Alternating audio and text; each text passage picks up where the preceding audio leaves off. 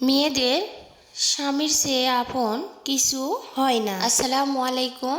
যে যেখান থেকে দেখতেছেন আশা করি ভালো আছেন, সুস্থ আছেন। আমিও আলহামদুলিল্লাহ ভালো আছি, সুস্থ আছি।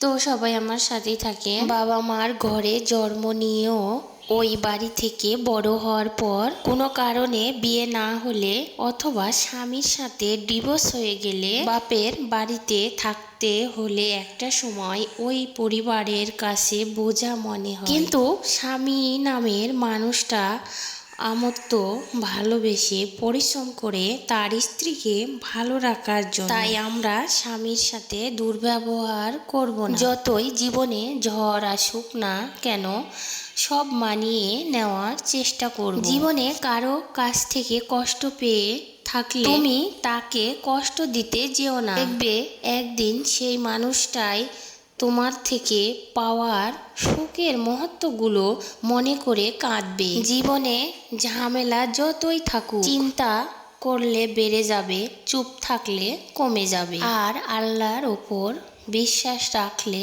তা খুশিতে পরিবর্তন হয়ে যাবে ইনশাল্লাহ। আর এদিকে দেখেন আমি আপনাদের সাথে বকবক করতেছি। তো যাই হোক, আমি কাঁঠাল ভাজি করতেছি। আর কাঁঠাল ভাজি কার কার পছন্দ অবশ্যই কমেন্ট করবেন। এই তো দেখেন অনেক সুন্দর কাঁঠালটা, মানে তেলত দেওয়ার পরেই একবারে গলে গেছে। আর যে যেখান থেকে দেখতেছেন অবশ্যই মনে করে লাইক কমেন্ট শেয়ার করে যাবেন, একটু পাশে থাকবেন। আর আমি কিন্তু মাটির চুলায় কাঁঠালটা ভাজি করতেছি, আরামে ভাজতেছি আর কি। চুলার তাপে খুব ধৈর্য সহকারে কাঁঠালটা ভাজতেছি আমি। আর মনে মনে ভাবতেছি আজকে তো সেই ভাত খাবো কাঁঠাল ভাজি দিয়ে। আর আরেকটা বিষয় হলো, সেটা হলো আমাদের মিস্ত্রি ডাল ভর্তা এনেছিল একদিন। তো আমার ডাল ভর্তাটা দেখে অনেক খেতে ইচ্ছে করছিল। তো আমি বাসায় আজকে ডাল ভর্তা করতেছি। তো আমি ডালের ভর্তা মনে হয় 2-4 বছরেও খাইনি। তো যাই হোক, আজকেই প্রথম। আর আমার ডালের ভর্তাটা কেমন হচ্ছে সবাই একটু কমেন্ট করবেন।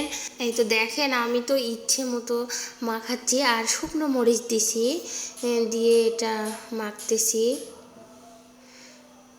আর কে কীভাবে ভর্তা করে জানি না, তো আমি এভাবে ভর্তা করতেছি। মানে ডালটা আগে আমি ফুটিয়ে নিছি, ফুটিয়ে নেওয়ার পর এখন আমি হাতে ভর্তা করতেছি আর কি।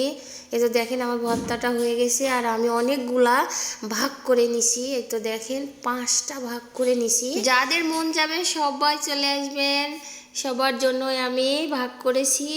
আর আমরা তো মানুষ 2 জন, কিন্তু 5টা করে ফেলেছি। সবাই ভালো থাকবেন, সুস্থ থাকবেন। আল্লাহ হাফেজ।